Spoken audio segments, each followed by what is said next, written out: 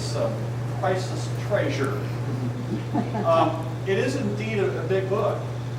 This contains the oldest complete copy of the New Testament. It was copied between 325 and 350 AD. A number of scribes participated in that. It originally would have included the entire Septuagint, if you know that terminology. The first part of the Septuagint, has presumably been lost, but it would have originally contained the entire Greek Septuagint, including the Apocrypha. So books like First Maccabees, Judah, Tobit were also, and those are in existence, fortunately, in the Codex, but we've lost some of the other documents.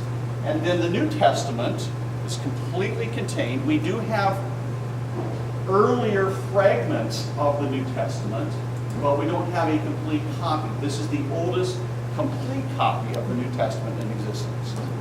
So it's quite remarkable. It's a remarkable story about how this got put together. To make a long story short, the Codex today is not in one place. The majority of it's in the British Library. I had the opportunity about 10 years ago to go to the British Library and see it under glass. They had the Codex there in the same room that they had the Beatles exhibit. Just like right over there. So I'm over there looking at Paul McCartney's handwritten, I think it was to Hey Jude, or I think it was Let It Be, scratched out the words. I'm looking at that. I'm going back to the Codex Sinaiticus. A little bit of a time warp there. Most of it's in the British Library. There's a small portion of it in the National Library of Russia in St. Petersburg.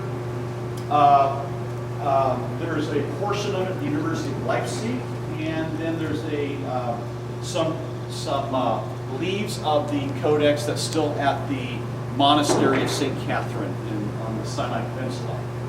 The term Codex Sinaiticus, Codex means book form. So Codex means leaf form, as opposed to the scroll, the roll. Sinaiticus is because it was discovered at the monastery of the traditional site of Mount Sinai.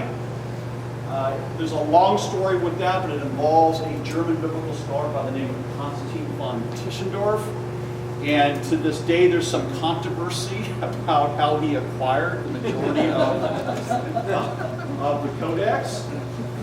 There's a debate about whether there was a legitimate loan, whether it was donated, whether it was stolen. Anyway, you can read more about that. You can go online.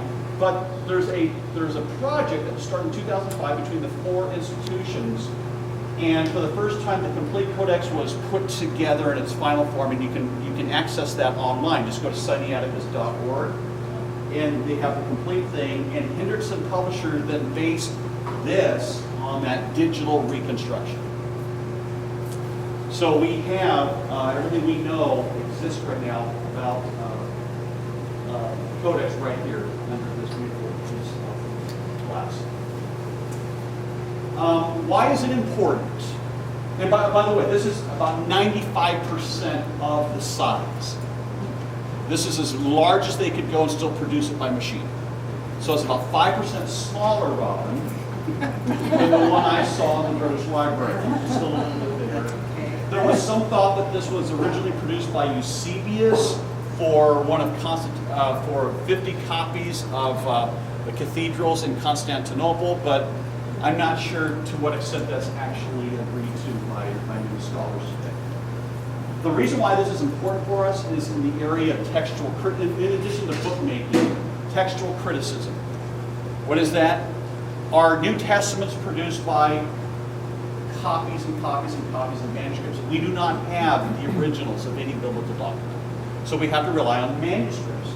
And scholars who specialize in manuscripts, of which Dr. Paul McReynolds is one, called Textual Critics, study these manuscripts and compare them and collate them and then make decisions, text-critical decisions, about which disagreement of the wording is the original one. I have this open specifically to the ending of Mark's Gospel. Now I brought with me today a King James version of the Holy Bible. Okay?